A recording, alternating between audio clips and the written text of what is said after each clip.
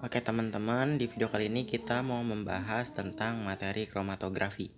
Nah, materi kromatografi ini kita bisa melakukan analisisnya. Jadi analisis secara kromatografi, baik secara kualitatif maupun kuantitatif. Nah, kalau secara kualitatifnya, kalian harusnya tuh praktek di AI1, yaitu kromatografi lapis tipis, kromatografi kertas, dan kromatografi kolom. Ini kalau kalian di AI1. Nah, nanti kromatografi juga kalian bakal dapat lagi di kelas 13. Nah, di kelas 13 itu kalian bakal belajar atau dalam bahasa Inggris itu adalah HPLC, High Performance Liquid Chromatography, dan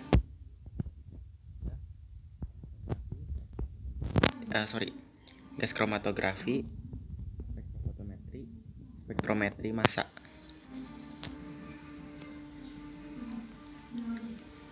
Atau dalam bahasa Inggrisnya gas kromatografi mass spectrometer, jadi GCMS ya. Nah, ini kalian bakal dapat di lab AI 3 di kelas 13 ya. Oke, kita masuk ke materinya sekarang. Nah, kromatografi ini dia diperkenalkan oleh salah satu ahli botani Rusia namanya Michael Twist pada tahun 1960. Nah, ini kita bahas sejarahnya dulu ya. Nah, Michael Twist ini dia melakukan percobaan pemisahan petroleum ether dengan kolom yang berisi CaCO3 ya. Kolom berisi CaCO3. Nah, jadi si petroleum ether ini dia fase geraknya, dan kolom berisi CaCO3 ini dia fase diamnya. Nah, kromatografi sendiri dia berasal dari bahasa Yunani ya, dari dua kata yaitu chromatus dan graphein. Nah, chromatus ini artinya warna dan graphein ini artinya menulis. Nah, jadi kalau digabungkan, kromatografi itu secara istilah artinya menulis warna gitu ya. Nah, jadi kalau secara teorinya kromatografi adalah distribusi atau pemisahan komponen berdasarkan sifat kepolaran antara dua fase ya. Jadi ada fase gerak dan fase diam. Nah, sifat kepolaran kalian ingat di kimia organik, prinsip kepolaran tuh kaitannya sama kelarutan ya. Dia bisa larut pada senyawa yang memiliki kepolaran yang sama. Maksudnya polar larut dengan polar, non polar larut dengan non polar.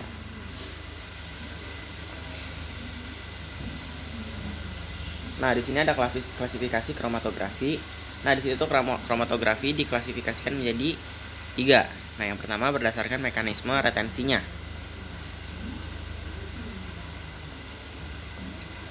Nah, berdasarkan mekanisme retensinya dia dibagi menjadi 4. Yang pertama ada kromatografi adsorpsi. Nah, kromatografi adsorpsi ini adalah komponen sampel terabsorpsi selektif pada permukaan fase diam. Contohnya itu kromatografi kolom twist, filtrasi sel, filtrasi gel, dan pertukaran ion. Kromatografi pertukaran ion. Yang kedua ada kromatografi partisi.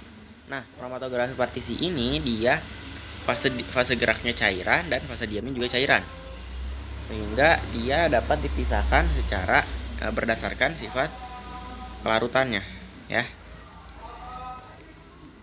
Contohnya adalah kromatografi kertas dan kromatografi lapis tipis. Terus lanjut ada kromatografi pertukaran ion. Nah, ini adalah di mana fase diam itu ditukar ionnya dengan komponen yang lain. Contohnya itu kromatografi demineralisasi air. Terus yang keempat ada elektrofloresis. Nah, ini tuh dia di kromatografi berdasarkan pemisahan migrasi komponen. Contohnya pemisahan asam amino. Oke. Sekarang kita lanjut ke kromatografi berdasar secara fisik. Nah, secara fisik dia dibagi 2, ada kromatografi planar dan ada kromatografi kolom. Nah, kalau kromatografi planar itu dia fase diamnya bintang datar. Kalau kromatografi kolom fase diam itu kayak itu ada kayak kolom kayak boret, cuman dia tuh agak lebih gede gitu kolomnya. Nah, kalau kromatografi planar itu contohnya adalah kromatografi kertas dan KLT. Dan kalau kromatografi kolom contohnya kromatografi kolom twist, terus GC dan HPLC. Oke, sampai sini kita lanjutkan.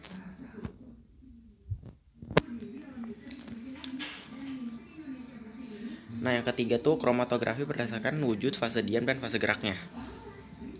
Jadi dia dipisahkan menjadi 4. Nah,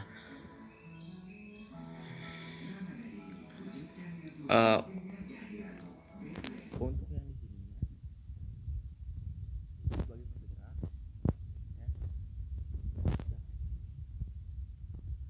sebagai fase diamnya, ya.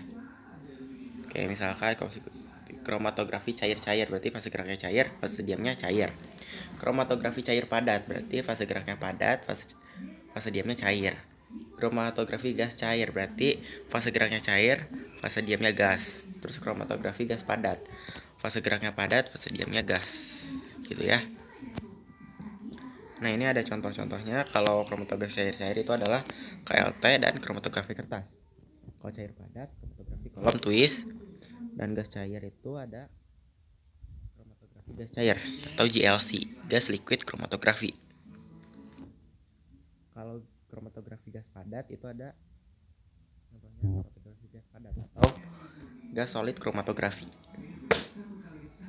Nah, itu untuk klasifikasinya. Nah, kalau kita gambarkan di bagan, klasifikasinya tuh kurang lebih kayak gini. Jadi kromatografi sampel itu dibagi dua berdasarkan fase diamnya. Ada yang fase diamnya kolom dan ada yang fase diamnya planar, ya kan? Nah, fase diamnya planar itu dibagi, itu ada yang fase geraknya itu berupa cairan. Sedangkan kromatografi kolom fase geraknya ada yang berupa cairan, ada yang berupa gas, ada yang berupa cairan.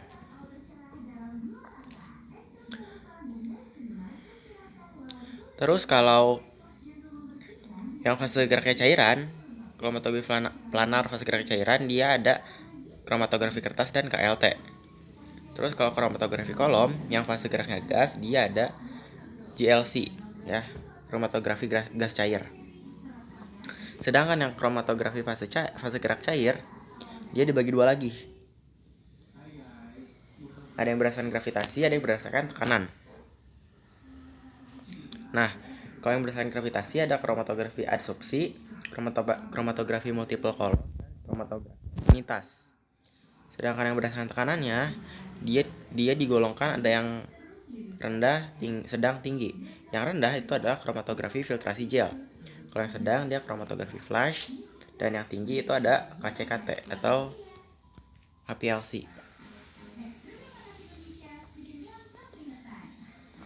Oke. Nah, kalau di kromatografi itu kira-kira apa sih yang dihitung? Nah, yang dihitung itu adalah RF dan RS, ya. Nah, RF itu adalah komponen sampel dengan eluennya atau pelarutnya. Sedangkan RS dia adalah mobilitas atau perpindahan relatif komponen tersebut terhadap standar. Nah, kita bahas satu-satu dulu. Untuk yang RF, dia rumusnya adalah RF sama dengan jarak komponen dari garis standar dibagi dengan jarak eluen dari garis standar. Oke, kalau digambarkan tuh kayak gini nih.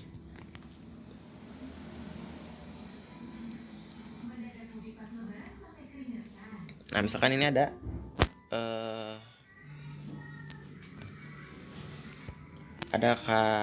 kromatografi kertas. Nah, di sini tuh kita buat di sini tuh garis startnya. Jadi garis start ini itu diisi sampel, ya. Nah, di sini tuh eluen dicelupkan oleh eluen. Eluennya dicelupkan sampai batas ini nih.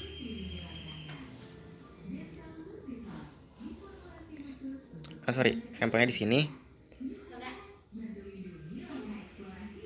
Oke, ulang ya. Jadi di kromatografi kertas di sini garis startnya kita buat, dan di sini kita dicelupkan eluen sampai batasnya ini.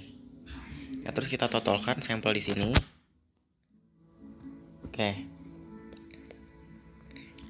Nah, jarak komponen dari garis start berarti jarak dari sini ke sini.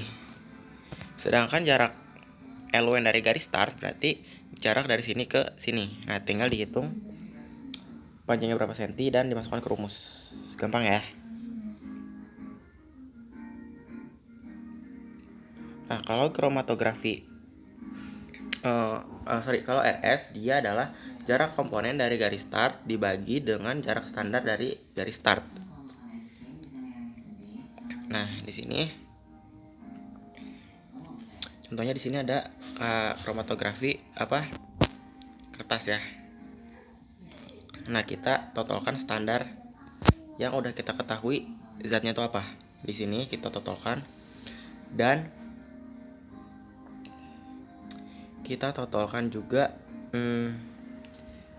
si sampel. Nah, sampelnya itu di sini. Misal. Nah, habis itu kita celupkan ke eluen. Nah, zat yang sama dengan standar dia akan memiliki posisi setelah dicelupkan ke dalam eluen itu sama. Berarti itu dia zat yang sama ada pada standarnya dari campuran tersebut. Kayak gitu ya. Nah, untuk jarak komponen dari garis start berarti misalkan kita buat garis start di sini. Nah, berarti jarak komponen dari garis start dari sini ke sini. Terus jarak standar dari garis start berarti jarak standar dari garis start yang ini. Itu nanti dibandingkan. Untuk yang komponen bisa yang ini kita ambil, atau yang ini, atau yang ini. Gitu ya. Oke. Kita lanjut kromatografi kertas.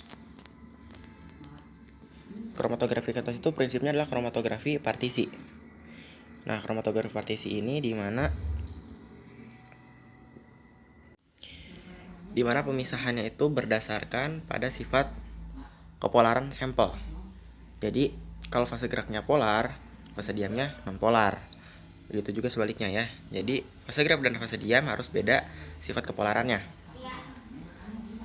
Fase diam itu air yang terlarut dalam selulosa, fase geraknya adalah eluen. Dan fasenya ini harus inert, jadi ada perantaranya berupa lembaran kertas. Nah, rumusnya itu RF sama dengan jarak sama kayak tadi ya. Nah, terus di sini ada kertas. Ada teknik menaik namanya ascending development, teknik menurun descending development, teknik 2 dimensi two dimension development. Terus ada gravitasi, kapilaritas, gravitasi ya. Oke, terus kita lanjut ke kromatografi lapis tipis. Prinsipnya itu adalah kromatografi adsorpsi. Nah, di sini adsorbennya dilapisi oleh lapis tipis pada plat datar. Larutan yang akan dianalisis ditotolkan pada bagian bawah plat. Nah, plat itu ke dalam chamber yang berisi eluen. Eluen bergerak ke atas karena adanya aktivitas kapiler. Nah, di sini ada fase, udah pasti kalau kromatografi ada fase diam dan fase gerak. Fase diamnya itu lapisan pelarut yang terabsorpsi pada permukaan absorban. Nah, sedangkan fase geraknya itu pelarut yang menggerakkan komponen atau eluennya. Nah, di sini adsorben itu yang paling sering digunakan adalah silika gel ya. Atau ada lagi kalau adsorben yang lain itu adalah ISO2, terus alumina Al2O3, Kieselguhr, dan selulosa. Nah, nama lain dari KLT ini adalah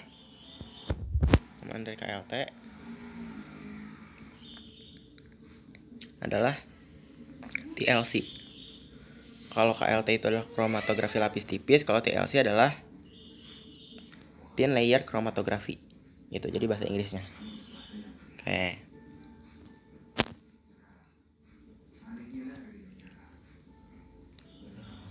Nah, untuk pemilihan pelarutnya ini dia harus, karena tadi berdasarkan kelarutan. Nah, berarti prinsip kelarutan adalah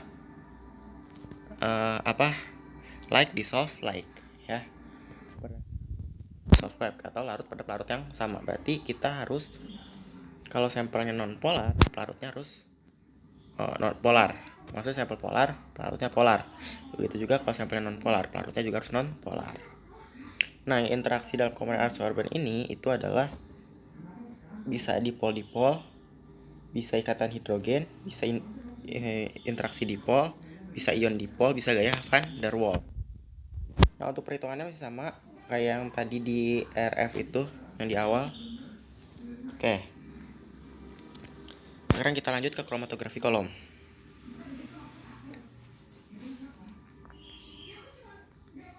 Nah, kromatografi kolom itu berdasarkan prinsipnya itu adalah adsorben padat ditempatkan pada kolom gelas vertikal yang kayak buret, cuman dia kolomnya lebih besar. Dan fase geraknya atau sampel diletakkan di bagian atas bergerak, jadi nanti dituang. Terus nanti dia tuh akan turun ke bawah melewati kolom karena adanya gaya gravitasi.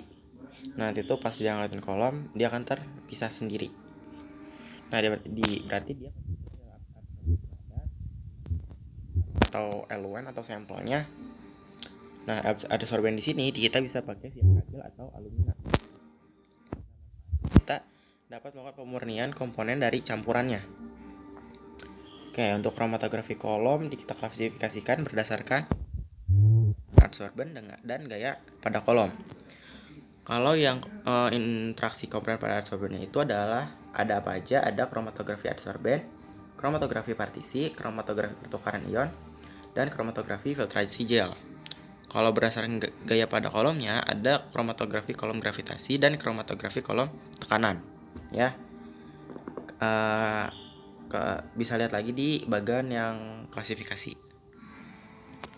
Oke, untuk kromatografi sampai sini ada pertanyaan? Kalau ada pertanyaan bisa ditulis di kolom komentar.